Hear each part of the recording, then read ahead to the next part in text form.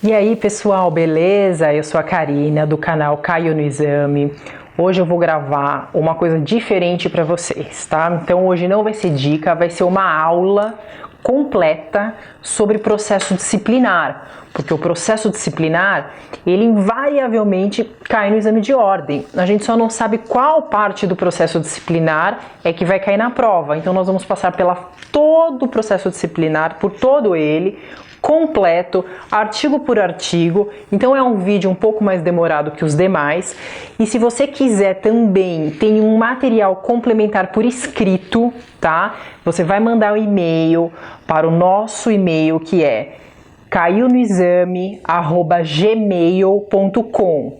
Lá você vai se identificar e vai solicitar um e-book e o PowerPoint que eu vou disponibilizar dessa aula, beleza? Então você vai ficar com o material completo. E nesse e-book que eu preparei, que é uma apostilinha, né, um PDF com a matéria toda escrita, vai ter questões da OAB já cobradas no exame, várias questões. Então você vai fazer como se fosse um simulado, porque o vídeo é como se você estivesse lá na sala de aula tendo a aula. Quando você está lá na sala de aula tendo a aula, você não está estudando, você está tendo a aula, você está vendo a explicação do professor, que é o que você vai ver aqui. Mas depois você vai precisar estudar, beleza? Então você pega aí agora uma folha, um caderno, um marca-texto, uma caneta, um lápis, etc. Vai fazendo as suas anotações. Conforme você for assistindo esse vídeo, você vai solicitar o material impresso por e-mail, nesse e-mail que está aqui embaixo, caionoexame@gmail.com. Eu vou te enviar o material, tanto o e-book com as questões, quanto o PowerPoint, beleza? Então nós vamos começar a partir de agora. Vamos embora!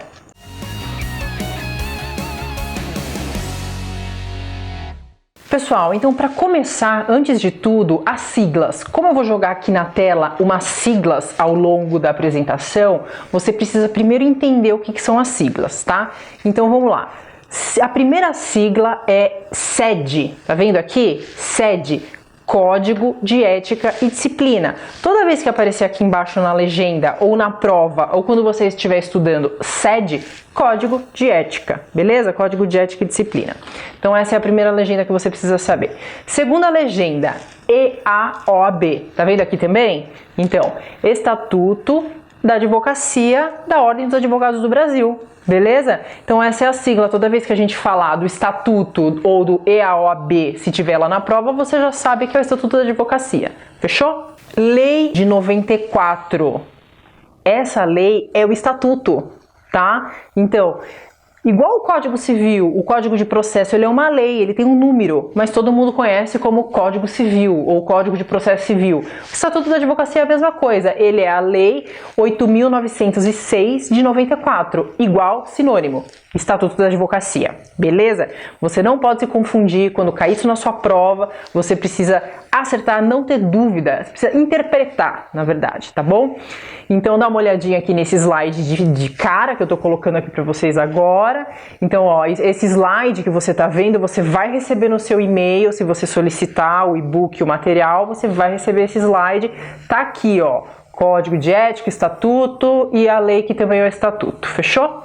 A previsão legal do procedimento disciplinar, do processo disciplinar, ele tá tanto no Estatuto quanto no Código de Ética. Ele tá nos dois lugares, beleza? Então, no Código de Ética, ele tá do artigo 55 a 69, mas isso a gente está só trocando ideia aqui. E no Estatuto da Advocacia, ele tá do 70 ao 77. Aqui tá os artigos do Código, aqui tá os artigos do Estatuto. Então, volta aqui para mim, vamos lá. Primeira coisa importantíssima que você precisa saber sobre procedimento disciplinar, sabe qual que é? Competência.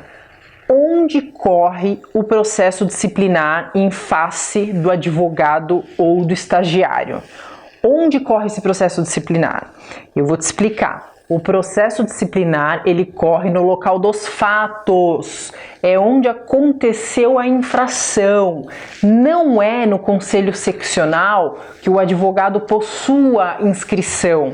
Se ele cometeu a infração ética no âmbito de outro conselho seccional, vai ser naquele que ele cometeu o ato, beleza? Então vamos supor que um advogado, ele tem a OAB São Paulo, tá? E aí ele vai advogar num processo do Rio de Janeiro. Ele atravessa uma procuração indevida no processo e o advogado de lá entra com uma representação disciplinar contra ele. Afinal de contas, o advogado não pode receber procuração e adentrar num processo que já tenha patrono constituído, isso é infração ética. Porém, ele fez isso nos autos lá no Rio de Janeiro.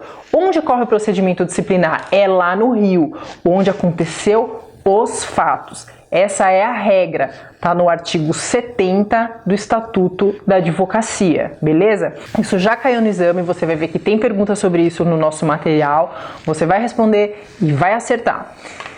Qual é a exceção? Se a infração foi cometida perante o Conselho Federal. Neste caso, então, a competência é do Conselho Federal. Mas se cair a questão na sua prova, vai estar bem claro se foi perante o Conselho Federal ou não, porque ela é a exceção. Se não falar nada de Conselho Federal, então não tem por que você pensar que é o Conselho Federal. Se contar a história de 2 advogados apenas, sem cargo, sem função, sem foro, né, privilegiado, que a gente vai chegar lá, contar uma situação simples de advogado que cometeu infração, é na base territorial em que aconteceu a infração, tá bom? Isso também está nos slides, tá no material que você vai receber, tá bom? Para começar, você precisa saber isso daí. As regras aplicáveis a um processo disciplinar, elas são as regras do procedimento administrativo normal, próprio, da própria OAB, do próprio estatuto, do próprio código de ética. É aquele procedimento previsto que vai ser aplicado. Tá, mas professora, e se não tiver previsto uma situação específica lá no procedimento disciplinar da OAB?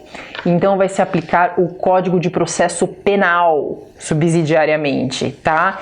E se não tiver previsão no Código de Processo Penal, então vai ser aplicado o Código de Processo Civil, CPC, beleza?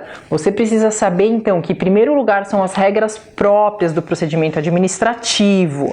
Segundo lugar, Código de Processo Penal. Mas por que penal? Porque o procedimento disciplinar, ele resulta numa sanção, numa penalidade, entende? Então, se ele resulta numa sanção disciplinar, numa punição, é o processo penal, tá? Se não tiver previsão no processo penal, então nós vamos para o processo civil, aplicação sempre subsidiária, um depois o outro, depois o outro. Fechou? Você precisa saber disso também. Seguindo, galera, introdutório também, sigilo, a confidencialidade. Você precisa saber que o processo disciplinar, artigo 72, parágrafo 3º, ele corre de forma sigilosa, de modo que só pode ter acesso ao processo disciplinar o representante, o representado, os advogados que estejam atuando em favor deles, caso não seja em causa própria, porque o advogado ele pode se defender em causa própria também, mas ele também pode constituir um advogado especificamente para defender ele no processo disciplinar. E o julgador, a autoridade competente que vai julgar o processo disciplinar. Somente essas partes podem ter acesso. O processo disciplinar ele é sigiloso, tão sigiloso que eu não posso pegar uma decisão do Tribunal de Ética do processo disciplinar e juntar num processo civil. Na justiça comum. Eu não posso fazer isso, é proibido. Se eu fizer isso, eu estou cometendo infração ética, entendeu? Então assim, o processo disciplinar também já caiu na prova da ordem, a questão tá no e-book, você vai acertar, ele corre em sigilo, corre em segredo. Tá bom? Então, volta aqui esse slide aqui é o slide introdutório do processo disciplinar e você precisa saber, tá tudo aí, siglas, previsão, competência, regras aplicáveis, confidencialidade, tá tudo aí para você precisa saber, fechou? Então agora a gente vai passar efetivamente para o processo disciplinar, item a item, eu vou te explicar. Galera, olha só, antes da gente começar, eu vou só jogar aqui um slidezinho bem rapidinho aqui na tela para você ver, que é esse daqui. Esse slide aqui, você tá vendo agora? Você tá vendo que ele começa com a representação e ele vai até o julgamento, item a item. Esse slide que você tá vendo na tela, eu vou falar dele passo a passo e a hora que você receber o seu material em casa, né, esse PowerPoint que eu vou mandar para você, você vai acompanhando, você assiste esse vídeo acompanhando aí no seu material. E aí o seu caderno de anotação, você vai puxando do lado as anotações e depois você vai estudar junto. Quando você for fazer uma revisão, que é importante fazer a revisão, você vai por esse fluxograma principal e com as suas anotações principais também, beleza? Dessa forma você vai se localizar e vai sempre fixar o conteúdo. Então vamos começar. Início do processo disciplinar. Como que um processo disciplinar começa? Ele começa com a representação. O que é a representação? É a petição inicial, tá? Então, artigo 55 do Código de Ética do SED, tá aqui embaixo, ó. Então, o processo disciplinar, ele começa mediante provocação, que é alguém entrar com a representação contra um advogado ou um estagiário, ou de ofício. O que é a representação de ofício? A OAB toma conhecimento através de uma fonte idônea que não pode ser anônima de uma infração ética. Então ela instaura de ofício, ex ofício, uma representação disciplinar em face do advogado. Quando a OAB instaura um procedimento disciplinar de ofício, veja, ela não é representante, ela é apenas a autoridade comunicante.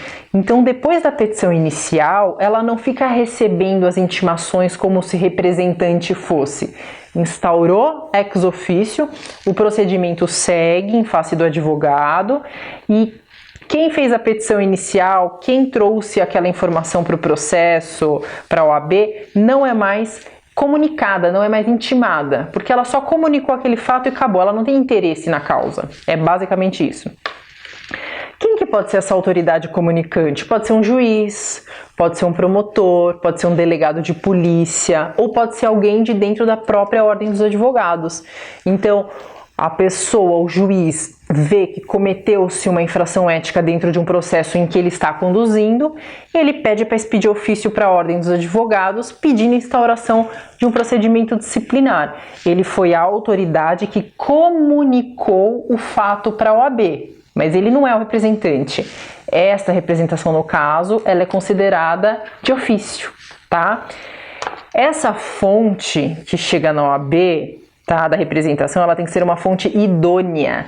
Então, uma matéria jornalística, ela é considerada fonte idônea, porque ela está assinada, ela foi feita baseada em fatos que é de conhecimento, exemplo da imprensa ou de alguma investigação policial e etc. Então, uma matéria jornalística, isso já caiu no exame de ordem, ela pode ser passível de instauração de procedimento disciplinar de ofício.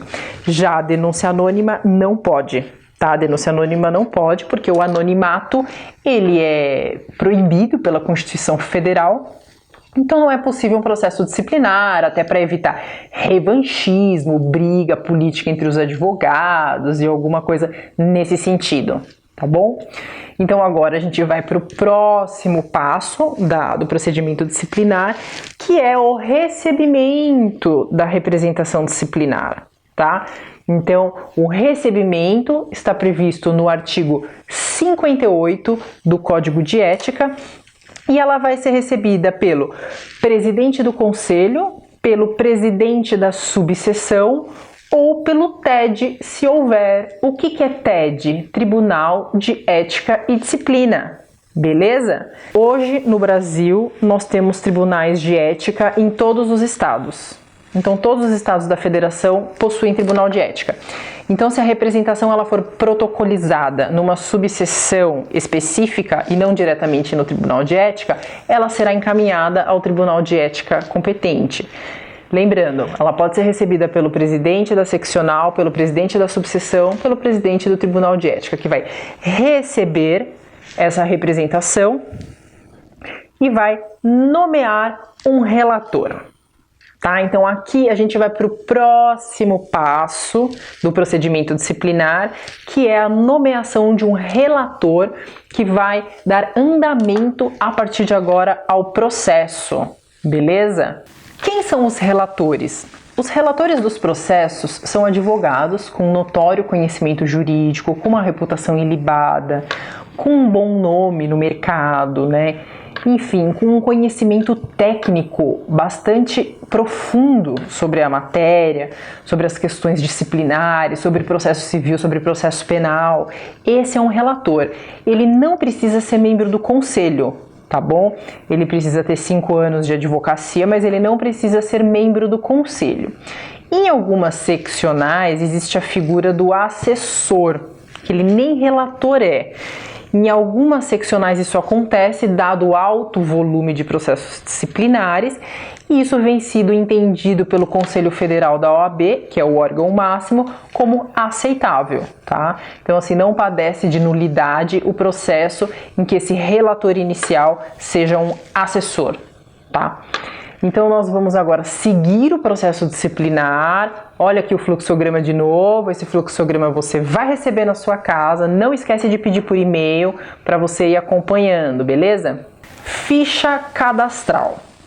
Nesse momento do processo disciplinar, e isso é uma novidade, porque não tinha no código anterior, então é uma alteração recente, é incluída no processo uma ficha cadastral do advogado representado.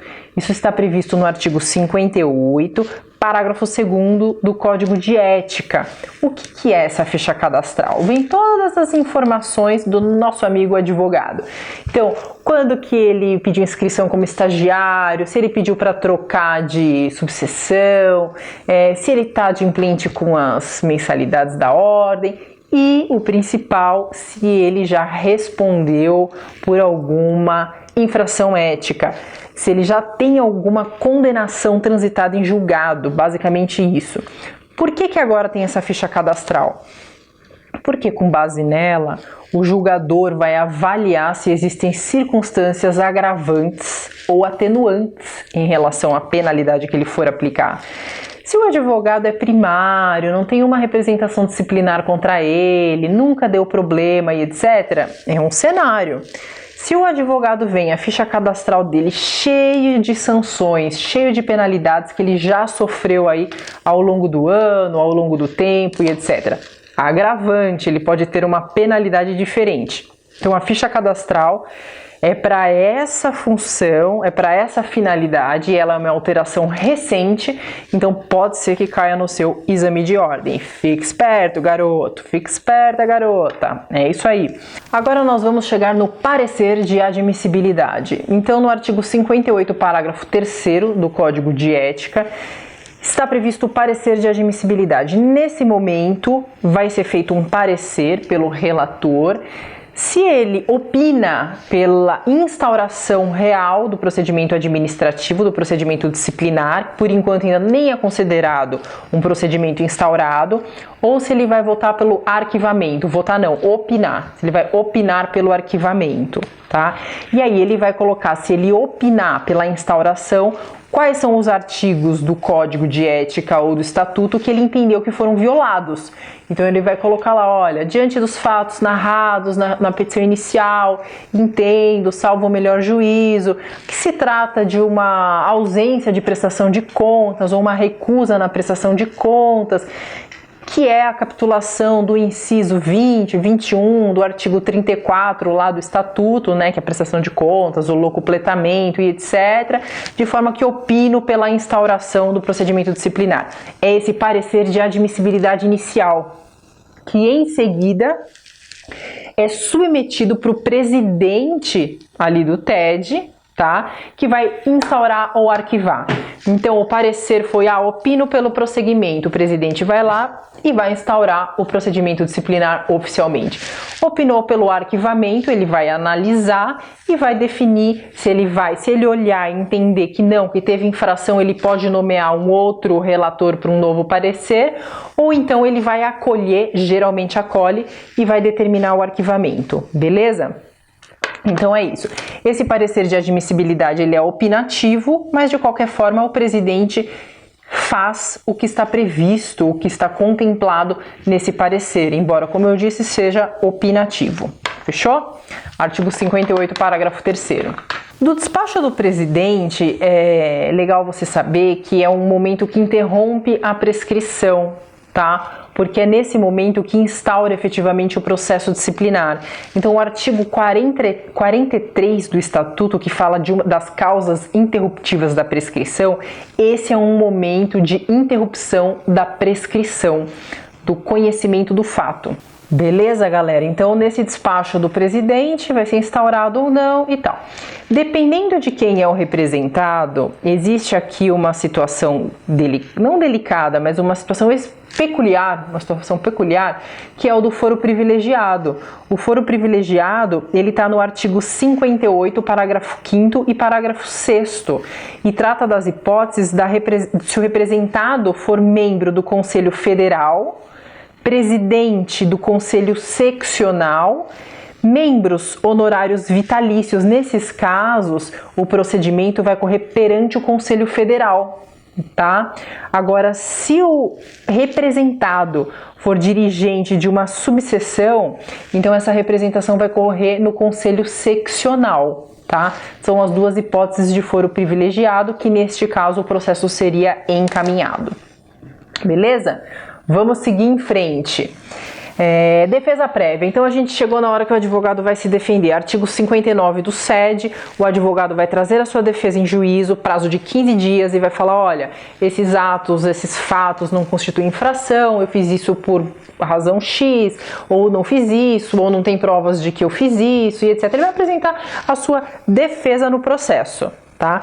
E ele pode ou não pode nesse momento ser revel. Se ele não comparecer ao processo, ele é um representado revel, tá? Nesse caso, a OAB vai nomear um curador para ser o advogado, para o processo não correr totalmente sem defesa, que provavelmente vai fazer uma defesa por negativa geral. Senão, ele vem para o processo e se defende normalmente.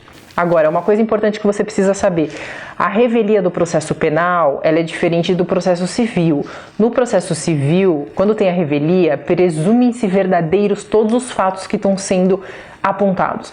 No processo penal, não, tá? Não tem esses efeitos da revelia. Então, não é porque o réu não apareceu que se presume como tudo verdadeiro. Ele apenas vai ficar sem defesa. Tá? Mas assim como no processo penal, não se presume tudo verdadeiro que está sendo dito até aquele momento. Beleza? Fechou. Então aqui o próximo passo do processo disciplinar agora é o despacho saneador. Beleza? Artigo 59, parágrafo 3º do Código. Eu fiz aqui um suspense, mas é o despacho saneador que vai ser dado no processo, em que vai dar o direcionamento do processo, se vai ter alguma diligência que precisa ser cumprida, se vai ser determinada a juntada de algum documento a mais pelo advogado, pelo representado ou pelo representante, se esse processo estiver na justiça comum, também na justiça civil, de repente trazer a sentença, trazer a fase do processo, enfim, marcar audiência, também acontece audiência no processo disciplinar. Se o relator que está conduzindo o processo disciplinar entende que seria conveniente fazer o depoimento pessoal das partes, convoca uma audiência, chama o representante, chama o representado e colhe os depoimentos, tá? Então tudo isso vai ser fixado aí nesse despacho saneador. Em seguida do despacho saneador, vem o tal do parecer de enquadramento ou parecer preliminar. Tem esse nome, chama parecer preliminar, embora o processo já esteja bem andado, né? Nesse momento a gente já está se encaminhando aí para o julgamento. Então, o artigo 59, parágrafo 7º é o parecer preliminar, o chamado de enquadramento. O que acontece nesse parecer? Nesse parecer, o relator vai vir e vai colocar o tipo infracional, qual é o artigo que aquela representação ela está tratando. Porque muitas vezes o processo disciplinar ele começa falando que, olha, aconteceu isso, é infração, tal. Quando você vai ver, aquela infração que está sendo discutida no processo, na verdade, ela não é a do inciso 1º, ela é a do inciso 4º do artigo 34. Então, nesse momento do parecer de enquadramento, é feita a capitulação correta, delineada, delimitada de qual é a infração, tá, da infração ética que nós estamos discutindo realmente nesse processo. Então, é um despacho, mais ou menos de uma folha, em que o relator vai lá e coloca o parecer de enquadramento, dizendo que, diante dos fatos, da defesa, disso e daquilo, é caso do inciso XYZ ou do artigo XYZ, beleza? Depois desse parecer de enquadramento, vem o que? As chamadas razões finais. Por que as razões finais vêm agora depois do parecer de enquadramento? Porque é a oportunidade que o representado tem de falar sobre o parecer de enquadramento. Antes não tinha essa sequência. Antes, o procedimento disciplinar no código anterior não tinha essa, parecer de enquadramento, razões finais. Agora tem. Então, as razões finais que estão no artigo 59, parágrafo 8º, é a última oportunidade que o representante vai ter para falar, olha, não foi bem, né? E que o representado também vai ter para falar, para se defender especificamente e especialmente sobre o que foi falado no parecer de enquadramento, beleza? Vamos continuar que a gente já está quase no julgamento. Seguinte, depois das razões finais é então designado pelo presidente daquele tribunal de ética outro relator, não é o mesmo relator que deu o parecer de enquadramento, para proferir o voto. Tá no artigo 60 do SED. Então, este processo vai ser encaminhado para um relator. Esse relator vai receber o processo, então, inteiro, já com todas essas fases que nós passamos, e vai, então, pensar, vai analisar, vai colher ali, verificar os documentos, tudo bonitinho, e vai proferir o voto. Para o dia do julgamento, então é marcada uma sessão, que vai ser a sessão do julgamento, tanto o representante é intimado quanto o representado também é intimado para o dia dessa sessão, tá? Vai ser incluída numa pauta de julgamento com uma antecedência razoável, que está prevista também. E aí no dia, o relator do processo, ele vai proferir o seu voto. Depois que ele proferir o seu voto, vai abrir prazo ali na hora para que as partes façam sustentação oral, 15 minutos cada uma, tá bom? Seus advogados vão fazer a sustentação oral. Olha, o nobre relator votou assim, assim, assado, mas tem isso e tal. O objetivo da sustentação oral é convencer os demais julgadores, porque o quórum mínimo de julgamento, na primeira instância, que é o Tribunal de Ética, são 5 relatores. Então, um votou, mas ele tem outros 4 que ele pode convencer. Então ele vai fazer a sustentação oral dele 15 minutos e aí os demais eles vão acompanhar o voto do relator ou eles vão divergir e julgar diferente. E aí então é lavrado um acórdão que está previsto no artigo 61 do Código de Ética e esse acórdão precisa ter todas as informações do julgamento. Se foi por votação unânime ou se foi por maioria, qual foi a capitulação, qual foi a penalidade, né? A gente tem penalidade de censura, advertência, suspensão, multa, exclusão. Qual foi a penalidade que foi imposta ali ao advogado, ao estagiário que está sendo representado, ou se foi julgada improcedente. Nesse momento, galera, acabou a tramitação do processo disciplinar em primeira instância, tá? Acaba no julgamento ali no Tribunal de Ética. E olha que curioso, não é uma pessoa, não é uma decisão monocrática como na Justiça, que é um juiz. Aqui já é uma decisão colegiada. Desde a primeira instância é uma decisão colegiada, porque foram por várias pessoas, no mínimo 5, tá? Desta decisão do Tribunal de Ética vai caber recurso inominado para o Conselho Seccional, que está no âmbito ali do Estado, tá? E depois do Conselho Seccional, cabe ainda um último recurso ao Conselho Federal, que aí refere-se toda ao território brasileiro, tá? Que são as causas específicas que eu vou falar agora, daqui a pouquinho, na verdade. Então, volta aqui o slide. Agora o slide está aqui completo para você, ó, desde a representação, recebimento, nomeação. Então, você vai imprimir esse material, tá? Vai acompanhando, vai fazendo suas anotações. Aqui embaixo, nessa parte coloridinha, estão as instâncias, ó, primeira instância, segunda instância, que é o Conselho Seccional, e depois o Conselho Federal, tá bom? E você precisa saber também, galera, vamos voltar aqui. Você precisa saber o efeito dos recursos no procedimento disciplinar. Ele tem sempre efeito suspensivo, anota aí. Sempre efeito suspensivo. Tem uma exceção que eu vou te falar qual que é, mas via de regra, efeito suspensivo. O que é o efeito suspensivo? Como foi aplicada uma penalidade ao advogado, essa penalidade ela não começa a valer imediatamente, porque ele pode apresentar um recurso. Ele vai apresentar um recurso, então até que esse recurso seja julgado e o processo transitado em julgado definitivamente, aquela pena, ela não está sendo executada, ela nem pode ser executada, porque isso pode culminar inclusive numa suspensão dele trabalhar. Então é só quando o processo termina, transitou em julgado, é que a penalidade ela é efetivamente imposta, tá? Então assim, via de regra, isso já caiu na prova, você precisa saber, efeito suspensivo. Qual é a hipótese em que não é dado o efeito suspensivo num processo disciplinar? A hipótese é a suspensão preventiva. A suspensão preventiva é um outro procedimento, apesar dela ser processo disciplinar também, ela é diferente de tudo isso que eu expliquei, porque ela trata de uma situação peculiar, de um advogado que está cometendo crimes, de um advogado que está manchando a dignidade da advocacia, ele participa de quadrilha, ele é bandido. Basicamente é isso.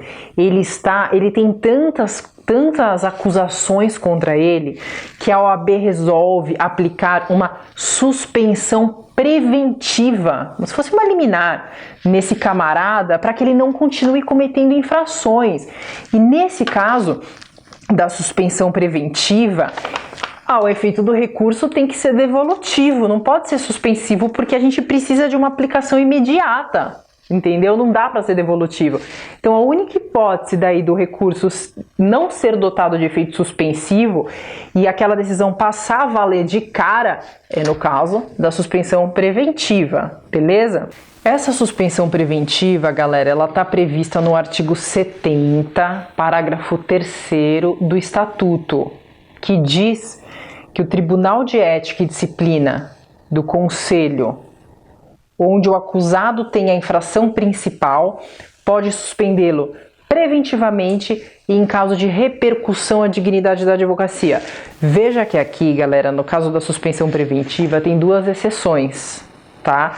Não só do efeito do recurso não ter efeito suspensivo, ele é efeito imediato, como a competência. Como a suspensão preventiva, ela se refere a um advogado que está cometendo diversos diversos atos que podem ser considerados crimes e infração também, isso vai acontecer no conselho seccional de onde ele tiver a inscrição, porque não é uma infração isolada. No início da nossa aula, eu falei para vocês que sempre vai ser, né, a regra é sempre no lugar que aconteceu os fatos, no local que aconteceu a infração ética. Nesse caso, não é uma infração que o camarada está sendo representado, são vários fatos. Como não é possível individualizar nesse momento, então esse procedimento da suspensão preventiva vai ser no conselho seccional em que ele tem a sua inscrição principal, tá bom? Ele vai ser convocado numa sessão especial, vai ser ouvido, tá? Artigo 70, parágrafo 3º do Estatuto, mas se aplicada a suspensão preventiva nele, o recurso dele não é dotado de efeito suspensivo. Esse procedimento, esse processo disciplinar da suspensão preventiva precisa começar e terminar em 90 dias. Também está nesse mesmo dispositivo que eu estou lhe falando.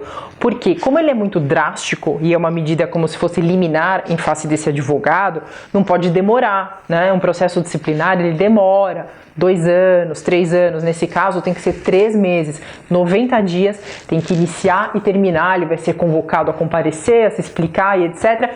Tudo tem que acontecer em 90 dias, beleza? Pessoal, o recurso, então a gente passou por todo o processo disciplinar, tá? A gente falou rapidamente sobre o recurso, então da decisão do Tribunal de Ética vai para o Conselho Seccional, que é o do Estado, recurso inominado 15 dias, a gente já mencionou, tá? Depois do Conselho Seccional, é possível ir para o Conselho Federal, mas desde que não trate sobre fatos e provas. Se você tiver que revisitar provas, assim como o STJ e o STF, isso não é permitido, lá no Conselho Federal também não, tá bom? Galera, então para o Conselho Federal, cabe recurso de decisões não unânimes do Conselho Seccional, tá? Ou seja, decisões por maioria, desde que não seja necessário revisitar provas. E em sendo decisão unânime do Conselho Seccional, cabe para o Conselho Federal se acabar violando um preceito normativo do Estatuto da Advocacia, tá bom? Ou do regulamento interno da Ordem dos Advogados do Brasil. Neste caso, mesmo sendo unânime, caberia recurso ao Conselho Federal, prazo também de 15 dias, recurso inominado ao Conselho Federal, que é o órgão máximo da OAB, tá? É o órgão da maior instância dentro da OAB, que vai dar aquela palavrinha final. Alunos e alunas, a gente passou então pelo procedimento disciplinar inteiro, desde a representação até o julgamento, o recurso e, enfim, os conselhos.